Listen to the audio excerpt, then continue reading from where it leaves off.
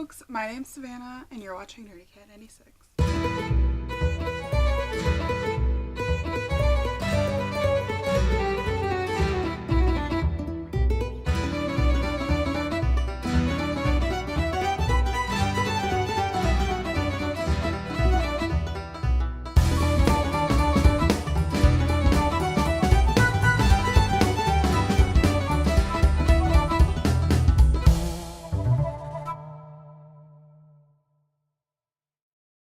I just got back from the Darkest Minds movie.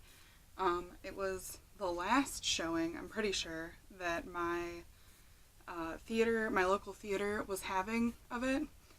There's that red dress. And, okay, I know this is, like, definitely not anything like Ruby's beautiful red dress, but I had to wear my fancy red dress that I had because, you know how it is. Sorry about my weird hair. I feel like I look like Princess Leia's hairdresser called in sick or something. I always see like the double buns on like my friends and I think it looks super cute, and then I try it and it just looks like really weird. You're gonna have to deal with it, I'm sorry. Before we get started, I went into this movie with very, very low expectations.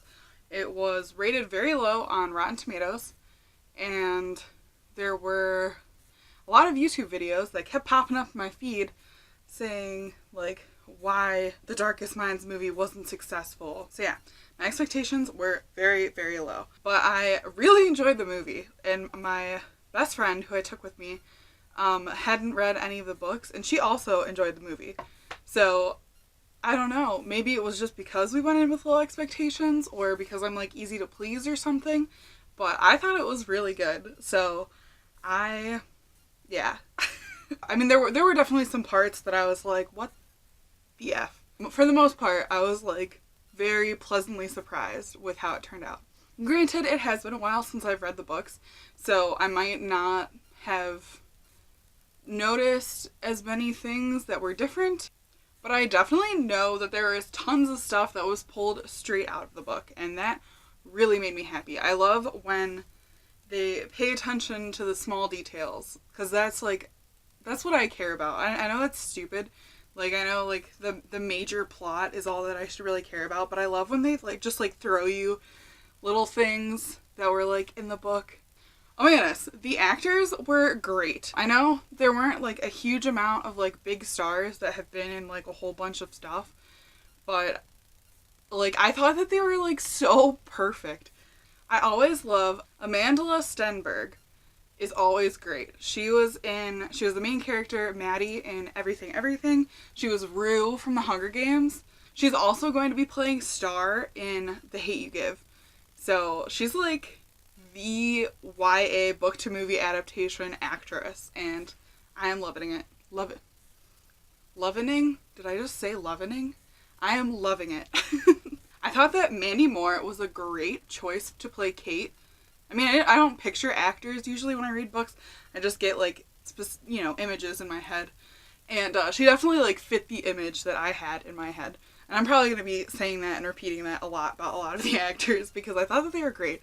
And I didn't care that there weren't a huge amount of, like, superstars in the movie, which is something that a video talked about. Like, I'm going to go and see the movie because I read the book. So, if you can find actors that, like, fit that perfect description of the characters in the book, it's, like, fantastic. Liam's actor, his name is Harris Dickinson, and I have not seen him in anything, so he was, like, totally new to me, but he was just great. Okay, I'm sorry, I know I keep saying that, but he was Liam, and it was wonderful. He just, like, looks so sweet, which is, like, definitely the adjective that you want to describe the actor that is playing Liam, because Liam is just, like, such a sweetheart. So I thought, yeah, he just, like, he looks like such a sweetie, and it was, like, a great decision to pick him for Liam. I thought he was fantastic. Part of me wonders if maybe I think that he looks like such a sweetie because he reminds me of pictures I have seen of my older brother as a teenager. Like, my older brother, well, I have two older brothers. One of them is 14 years older than me, and that is the one that I am talking about. So his face and just like the way that he like walks like reminds me a lot of my brother. My brother's a total sweetheart. So like I wonder if that might be why I just associate him with like a wonderful personality or something. But either way, he was great. So Maya Sech, I don't know if I'm pronouncing her name right, is the little girl who played Zoo.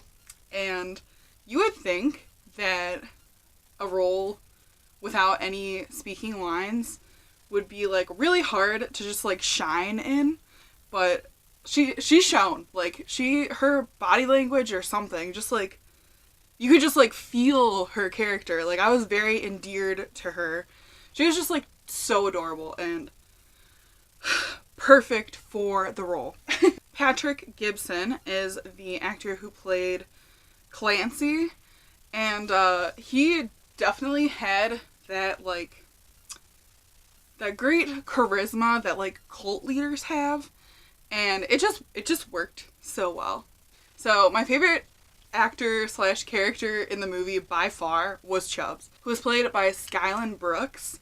He delivered his lines very well. I laughed the most at the jokes that came from him. He was just like fantastic.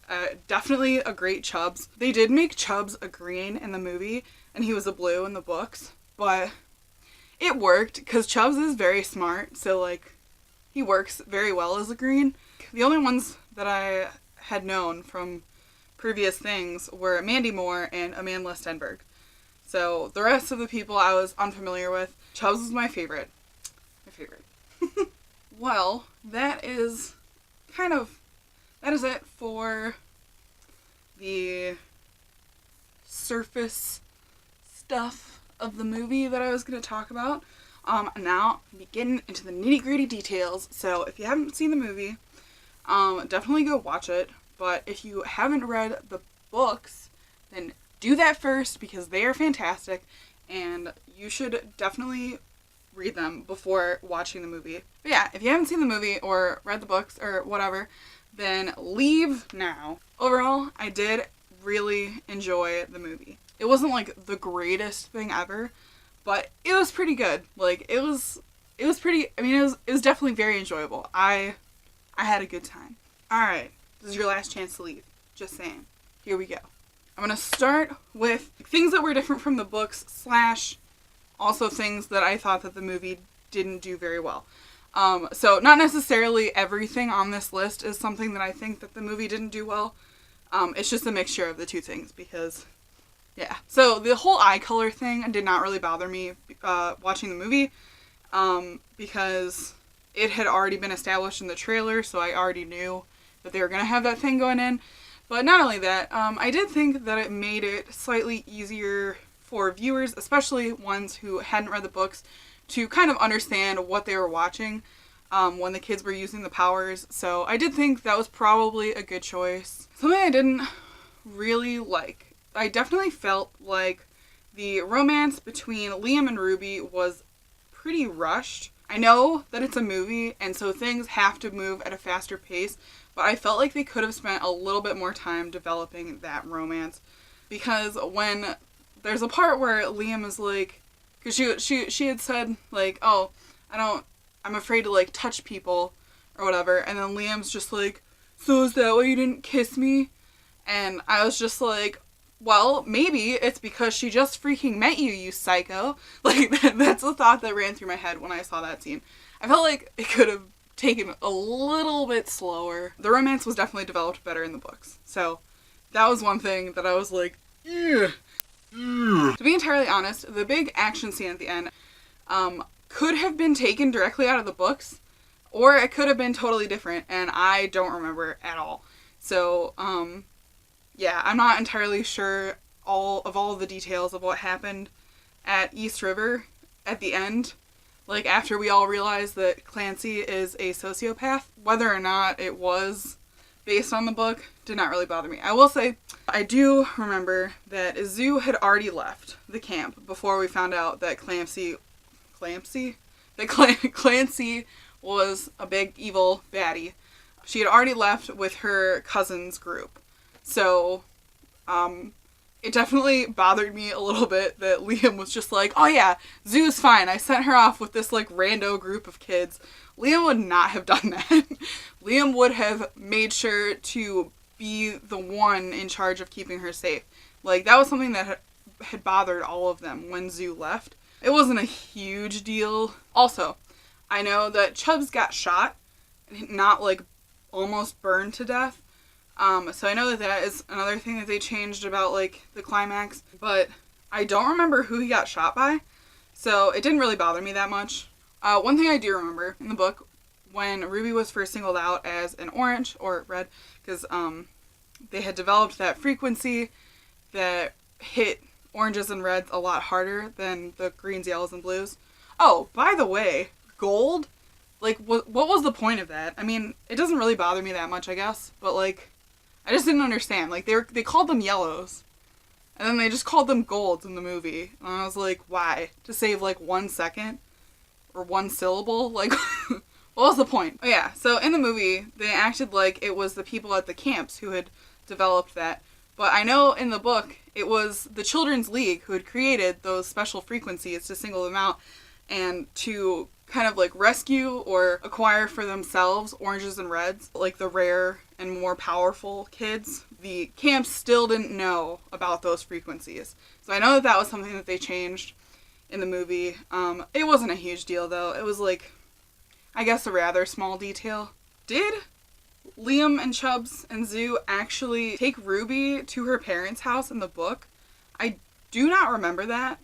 And, I mean, if so, okay, fine. Like, they put it in the movie, that's fine. I don't know why I don't remember that, if it was in the book. But if not, like, why was that necessary? I don't understand why we had to make that extra trip. Like, we already knew that she erased her parents' memories. We actually saw that flashback of her erasing her parents' memories 4 separate times throughout the movie, which I also thought was unnecessary. We could have brushed over that a little bit more and included more time for relationship development between Liam and Ruby, rather than having, like, the insta-love feel that they had. Someone please enlighten me if you're watching this and you know for a fact. Okay, so I'm sure I missed some other parts that were, like, changes from the book or that weren't, like, the greatest things, but it was, I mean, I did go and see this movie in the theater, so I wasn't really able to take notes, so I'm just doing all of this from my own memory. Let me know in the comments if you have anything else that you noticed. Now I'm going to get into the parts that I was really, really, really happy with. Lydia Jewett was the actress who played young Ruby, and oh my god, she was phenomenal. Holy crap. I know that the scene where she took her parents' memory, like the first time when we see her take away her parents' memories of her, and then she's in the kitchen with her mom, and her mom's like, I'm not your mommy. She just did an amazing job with that. Like, I was in tears, and it was like the beginning of the movie. I felt like a crazy person, but I was crying just because of her performance. That was wow. Just wow. So I really applaud her. She's going to be a great actress.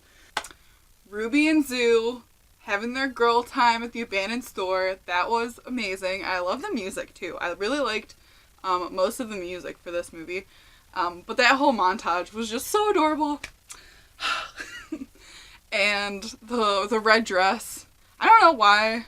Had she just found that red dress? I don't remember from the book. Was the red dress before the store?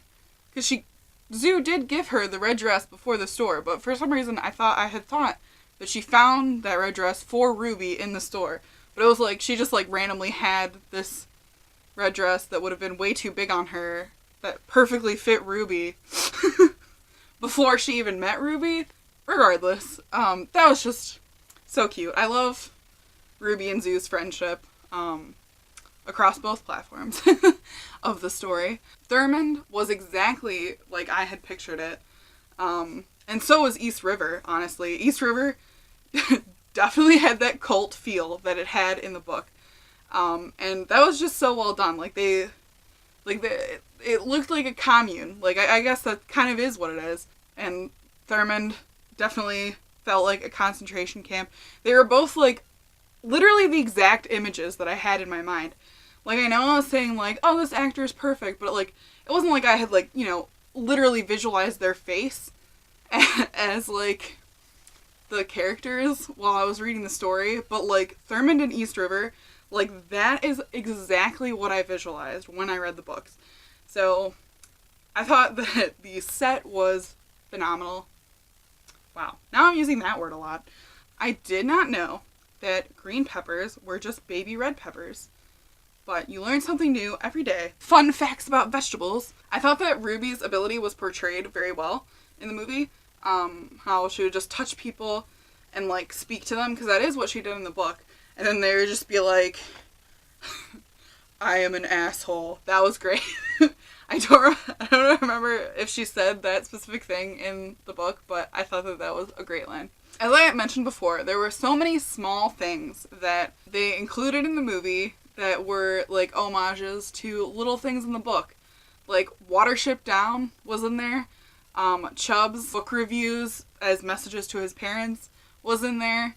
Those are, like, just both great things that, you know, they didn't necessarily have to include, but they did. And I think that that's just a great treat for people who have read the book, to just include those small details. Amazing. Zoo's dream was included, which I thought was great because it gives you a little bit of backstory on how Liam and Chubbs and Zoo all escaped from their camp, or how they all ended up on the run together. The Twinkie dinners. I guess that's also something that was, like, probably kind of important because it just shows you that, like, these kids are just barely surviving. They're just trying to get by, and they're eating Twinkies for, like, every meal. They, like, split Twinkies. They had, like, a half of a Twinkie for dinner. And then Betty, the minivan, but that had to be in there. But wasn't it a black minivan? Wasn't it Black Betty?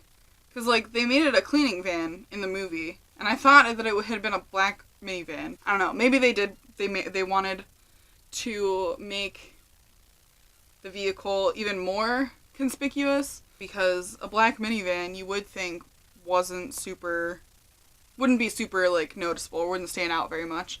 So maybe for the movie they were like, okay, like, we need to give them a car that does stand out so that it makes more sense when they have to ditch it. Which brings me to my next point. I'm very glad that they included that scene where Ruby wakes up and just hears them, like, talking about, like, we gotta get rid of her. Let's just dump her and, like, stuff. And she thinks that they're talking about her. And then they're just talking about Black Betty. That was, like, a great scene. It made my friend laugh, which I was really happy because I was like, yes! The ending was straight out of the book, and that was perfect. The ending between Liam and Ruby, not the weird forehead painted ending. So that part was great. The story was, I'm pretty sure, like, the exact same story that he told her in the book, and then she kissed him and just took his memories away, and oh my god, I was crying. So I guess they made the relationship believable after all, because I was getting a little emotional around that scene. So I would honestly give this movie a solid 4 out of 5 stars. Yeah, like, I was significantly impressed by the movie.